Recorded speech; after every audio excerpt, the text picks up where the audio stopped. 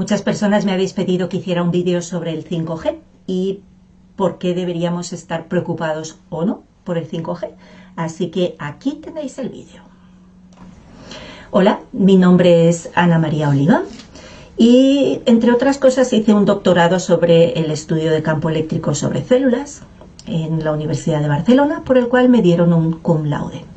Y hoy os vengo a hablar sobre cuál es el problema con el 5G. Queremos ver un poquito qué es lo que está ocurriendo ahora y por qué todo el mundo está hablando del 5G y por qué deberíamos haber estado hablando de esto desde hace mucho tiempo. Seguramente te habrás preguntado por qué en este momento todo el mundo está hablando del 5G, porque hay manifestaciones para que el 5G no salga adelante, porque hay gente que te dice, bah, si fuera algo importante ya lo sabríamos.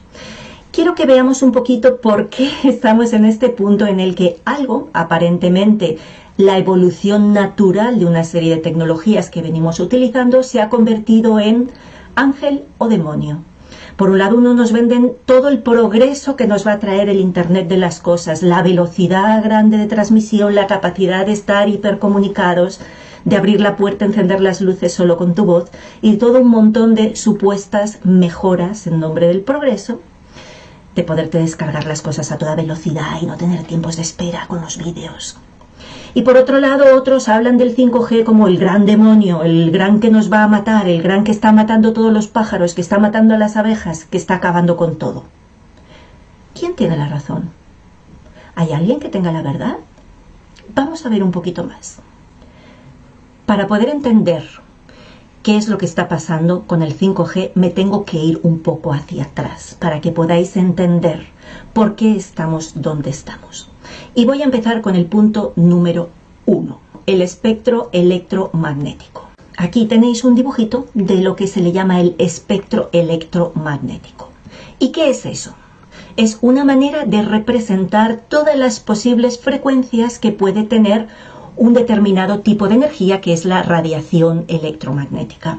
Son de la misma naturaleza, pero como los humanos somos muy creativos, le hemos puesto nombres diferentes.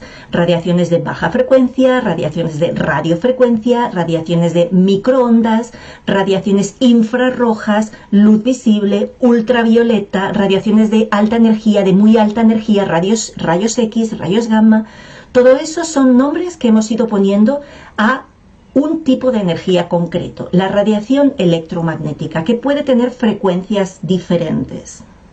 ¿Por qué pongo esto? Bueno, pues porque cuando estamos hablando de teléfonos estamos hablando de radiaciones electromagnéticas. ¿Cuál es el punto importante de estas radiaciones electromagnéticas? Punto número 1. Muchas de esas radiaciones son naturales. Punto número 2. La mayoría de las que estamos recibiendo hoy en día no son naturales, es decir, han sido creadas por el hombre. Vamos a irnos a una de las extremas. ¿Por qué de las extremas? Lo vais a ver enseguida. Nos encontramos con que hay un tipo de radiaciones dentro de ese espectro electromagnético que se descubrieron allá por el siglo XIX, finales del siglo XIX, en el que se dan cuenta, los esposos Röntgen se dan cuenta de que pueden ver a través de una mano, en este caso porque la primera fue la de la mano de la señora Röntgen. Entonces, ¿qué es lo que ven? Hay un tipo de radiaciones que las llaman X porque no saben cómo llamarlas, porque no la conocen, no saben qué naturaleza tienen, pero se dan cuenta de que eso puede atravesar muchas cosas, pero el hueso no. Y entonces al ponerle una placa fotográfica pueden ver el cuerpo por dentro. Imaginaros lo que significa eso en plenos 1800 y tantos. Curiosamente, los rayos X fueron descubiertos en 1895. En 1887, Nikola Tesla ya había estado diciendo, cuidado, porque hay un tipo de radiaciones, este tipo de radiaciones puede ser nociva para los organismos biológicos. Pero ¿a quién le importa lo que diga Tesla? Si al final, en esa época todavía ni siquiera se habían descubierto ese tipo de rayos por la comunidad científica convencional. Bien, esto para mí es muy importante porque este tipo de radiaciones os podéis imaginar que en cuanto se descubrieron, todo el mundo, ¿qué es lo que hizo? Empezar a utilizarlas. Tuvieron una difusión y una implementación rapidísima, rapidísima, rapidísima, hasta que se empezaron a dar cuenta que la gente se enfermaba. Tanto es así que la señora Röntgen se murió, más tarde se murió su esposo, y hay todo un libro que se llama Las víctimas de la ciencia radiológica, y que te habla de todas las personas que murieron por ser los pioneros en implementar, en investigar y en utilizar una tecnología, porque desgraciadamente la tecnología suele ir por delante del conocimiento, y el conocimiento y la conciencia muchas veces va por detrás. Es decir, primero ponemos en marcha cosas y nadie se preocupa de si eso tiene un efecto o no lo tiene. Y ahí pongo aquí este dato de que en 4 de abril del 36 hicieron un monumento a las víctimas de la radiología, que está en Hamburgo, en el Hospital St. Georg. Entonces, esto para mí es un hito importante. ¿Por qué? Porque se descubre un nuevo tipo de energía, se dan cuenta de que tiene unas aplicaciones espectaculares. Imaginaros, ahí pilló la Primera Guerra Mundial y se utilizó muchísimo, muchísimo también, se expandió rapidísimamente, y el caso fue que no habían visto, porque no habían escuchado aquellas voces de aquellos científicos no tan ortodoxos como Tesla, diciendo, cuidadito, que esto va a dañar a todos los seres biológicos. ¿Os empieza a sonar de algo esto? En ese momento empezamos a darnos cuenta de que hay una división en ese mismo tipo de energía que estoy diciendo. Hay una división muy clara. Hay una serie de radiaciones que se llaman ionizantes. ¿Por qué? Son las radiaciones de alta energía que nos pueden ionizar, es decir, pueden cambiar la materia, vamos a llamarlo así, modificar, de manera que producen efectos biológicos muy claros y habitualmente no deseables. Entonces todas esas, con el tiempo, se dieron cuenta de que tenían la capacidad de dañar, y por tanto se empezó a regular.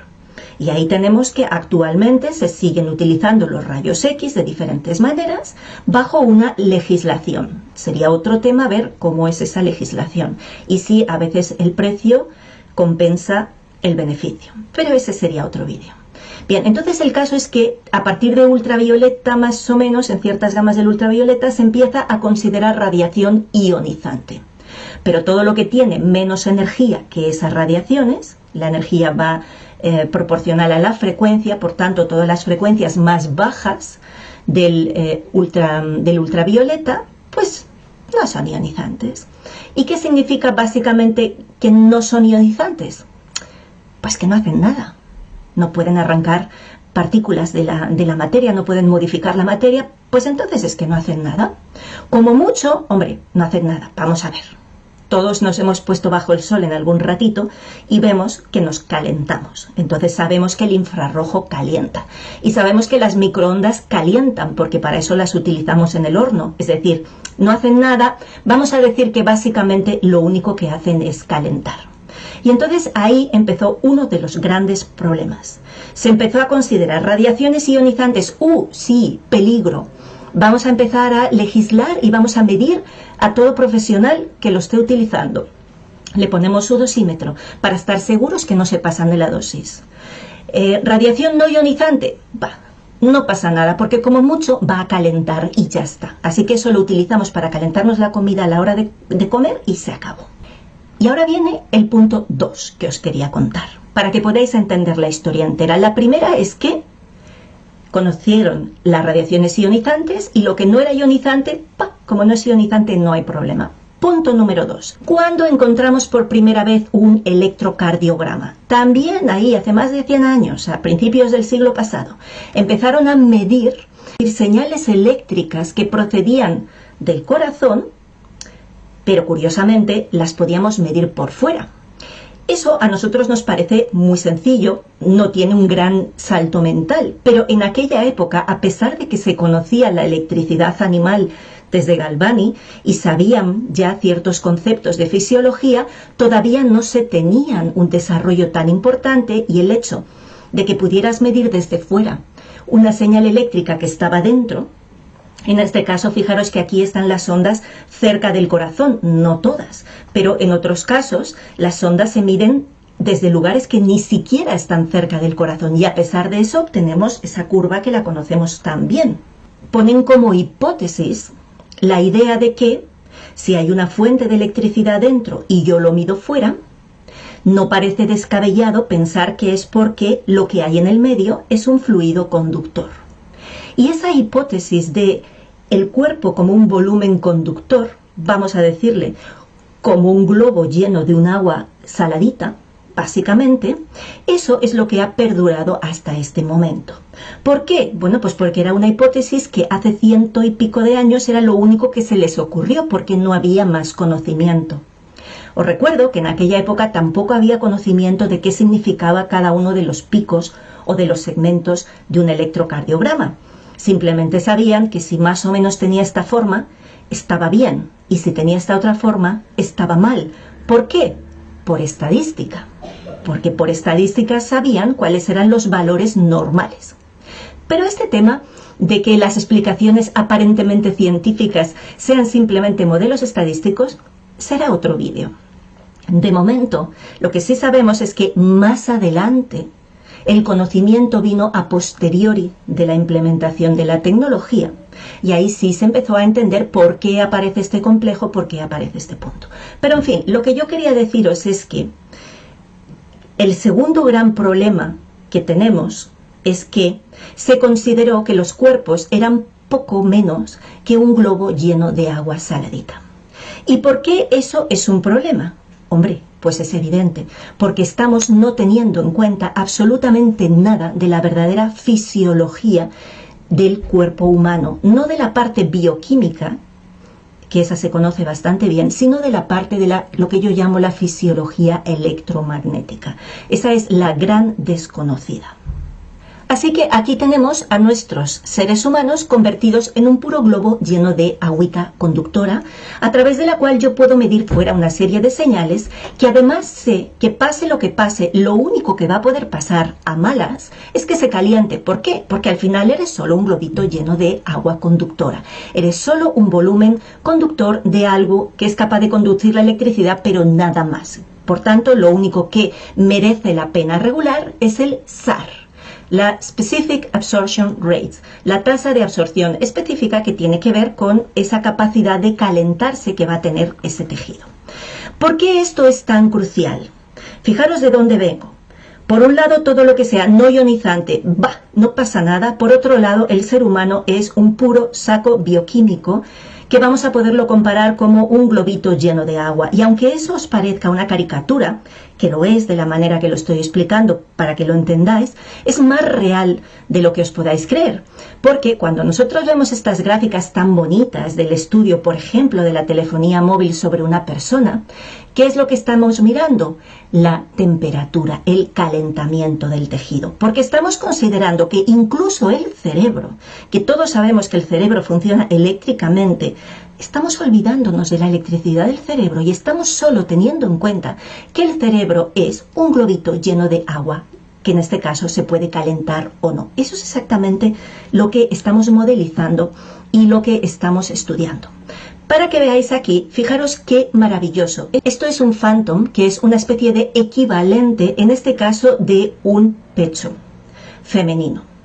Es un breast Phantom, al cual se le está testando ante microondas. Así que, mujeres, saber que la manera en la que se está testando nuestro cuerpo es comparándonos con una cazuelita llena de agua. Y a partir de ahí estamos viendo qué es lo que pasa, se está estudiando qué es lo que pasa. Pero si esto os parece realmente terrible, que al menos a mí me lo parece, ahora mirar esto.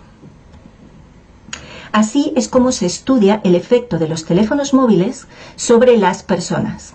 Sí, esto eres tú, una bañera llena de agua saladita. Y así es como se está estudiando si tú vas a sufrir o no algún efecto debido a la radiación de ese teléfono. Es tal cual. Y a veces nos creemos que las cosas son un poco más modernas porque vemos softwares muy bonitos. ¿Qué está haciendo en este caso? Bueno, sí, vamos a decir, hay veces que se hace simulación. La simulación por ordenador, en este caso lo que estás utilizando son capitas. Dices, la primera piel mide tanto y es de este material con esta conductividad, y la siguiente es una capita que va a ser solo de grasita, y la otra es un poquito de hueso, y la otra... Pero es igual, lo único que haces es que en vez de tener un globo lleno de agua, tienes un globo lleno de diferentes tipos de agua. Pero lo único que miras es lo mismo. Es si se calienta o no se calienta y cuánto se va calentando en cada una de las partes. No me digáis que no es bastante asombroso. No me digáis que no es sorprendente que lo único con lo que se te compara es como, perdón, una bañerita llena de agua o un globito lleno de agua, como prefieras, como te haga más feliz.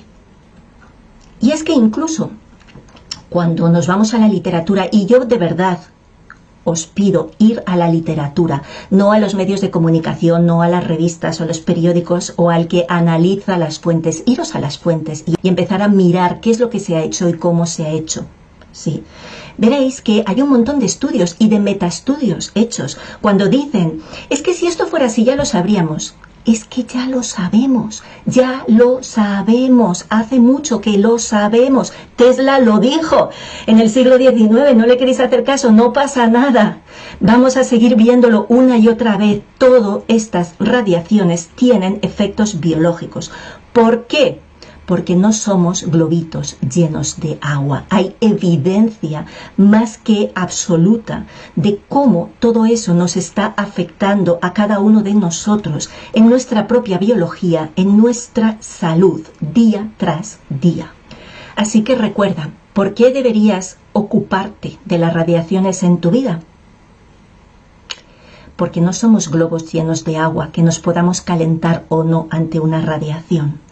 Somos seres electromagnéticos. Nuestras células se comunican entre sí utilizando señales electromagnéticas, y cuando les ponemos tanto ruido desde fuera como estamos poniendo, lo que estamos generando es tanto ruido que no hay quien haga nada, que no hay quien entienda qué le está diciendo el otro, que no hay quien pueda seguir una instrucción correctamente, porque el nivel de ruido es horrible. El gran problema de las radiaciones no es el calentamiento, ese es el menos importante. Y es el único que está regulado y encima mal regulado.